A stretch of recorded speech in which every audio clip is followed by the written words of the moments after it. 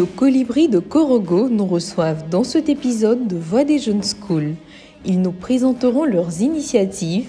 Lesquelles initiatives, faut-il le rappeler, ont été mises en œuvre pour répondre à des défis liés aux 5 problématiques suivantes.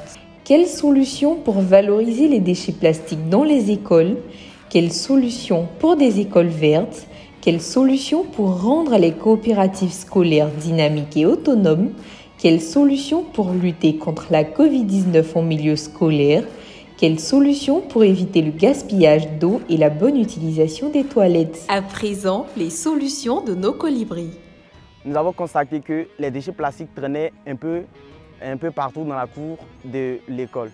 Pour remédier à ce fléau, nous avons décidé de répondre à cette problématique qui est de trouver une solution pour valoriser ces déchets plastiques. Donc, la première étape était d'abord de sensibiliser les élèves qui ne connaissaient pas l'importance de ces déchets plastiques. Donc, nous avons sillonné dans les différentes classes pour parler de l'utilité des déchets plastiques à nos jeunes camarades. Ensuite, la deuxième étape était la collecte des déchets. Pour la collecte, on avait besoin de poubelles. Donc, nous avons approché le personnel administratif qui nous a offert des poubelles pour mieux faciliter le triage des déchets plastiques. Après la collecte des déchets plastiques, il restait maintenant à leur redonner une nouvelle valeur. Et pour cela, nous avons approché une usine de transformation qui se trouve ici à Korogo. Nous les avons livré ces déchets plastiques et ils les ont redonné une nouvelle valeur. Ils les ont transformés sous forme de produits semi-finis tels que des gobelets, des sacs à poubelle et nous ont renvoyé de ces produits semi-finis. Nous avons des seaux et des sacs à déchets plastiques qui nous ont beaucoup aidés pour la continuation de notre projet. En somme, pour une école propre, j'exhorte mes jeunes frères à faire comme nous pour redonner une utilité aux déchets plastiques.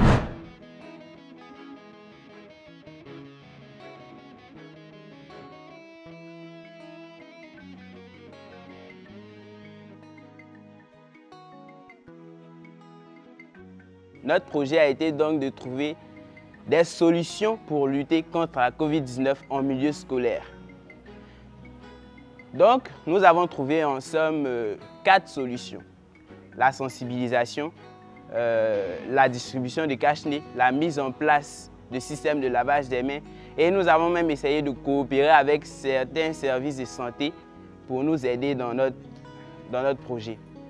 Donc, comment s'est passé nos différentes solutions? D'abord, la sensibilisation. Nous avons décidé de passer dans chaque classe de l'école pour sensibiliser nos camarades sur les dangers de la maladie. Ça a été un peu difficile, mais on a su faire avec. Ensuite, la distribution des cache-nez. Nous n'avions pas les moyens pour nous avoir les cache-nez, donc on a demandé de l'aide à l'inspectrice et puis aux différents services de santé dont je vous ai parlé. Donc, on a pu distribuer les cache-nez. Et après cela, la mise en place des systèmes de lavage des mains. Nous avons mis les systèmes, on a d'abord conçu des systèmes pour pouvoir laver plus efficacement les mains sans avoir propagé la maladie encore. L'exemple de celui-ci, on met le pied sur le truc pour que l'eau descende. Et puis après cela, on a placé devant chaque bâtiment pour que chaque élève, dès qu'il sort pour aller à la récréation, il puisse pouvoir laver ses mains. Et puis partir, quand il revient aussi, il lave avant de rentrer en classe. Et puis après ça, on a décidé de faire le partenariat pour que les services de santé puissent nous fournir les cache-nez. Bon, ça n'a pas marché, mais on espère, on est encore dessus. Nous avons constaté au sein de notre établissement que les élèves gaspillent l'eau et utilisent mal les toilettes. C'est dans cette optique que le concours Voix des Jeunes School s'est introduit dans notre établissement pour nous aider à apporter des solutions à ce problème. Notre thématique est quelles sont les solutions à la bonne gestion de l'eau et la bonne utilisation des toilettes. D'abord, au niveau des toilettes, nous allons faire une mobilisation des élèves pour s'organiser pour nettoyer les toilettes chaque mercredi soir et samedi matin.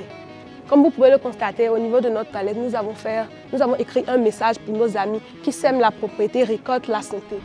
Parmi les 5 thématiques, la thématique qui nous était soumise est « Quelles solutions pour les écoles vertes ?» D'abord, nous avons eu à faire une conférence avec les agents de eaux et forêts qui nous ont expliqué l'importance des arbres au sein du lycée.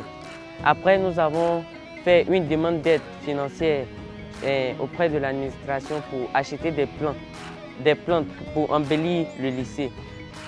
Le jardin botanique Dominique Ouattara du lycée Houphouët-Boigny qui était délaissé, nous l'avons réhabilité avec quelques plans que les agents de eaux et forêts nous ont donnés. Je suis le représentant du groupe 3 du LHB qui a pour thématique intitulée « Quelles solutions pour dynamiser la coopérative scolaire et les rendre plus autonomes ?» Nous avons constaté que les élèves eux-mêmes, le personnel administratif, effectuent de nombreux déplacements hors de l'établissement pour s'approvisionner en besoins alimentaires et scolaires. Ceci les exposant à plusieurs dangers vu que notre établissement est situé sur l'axe principal Boaké-Korogo.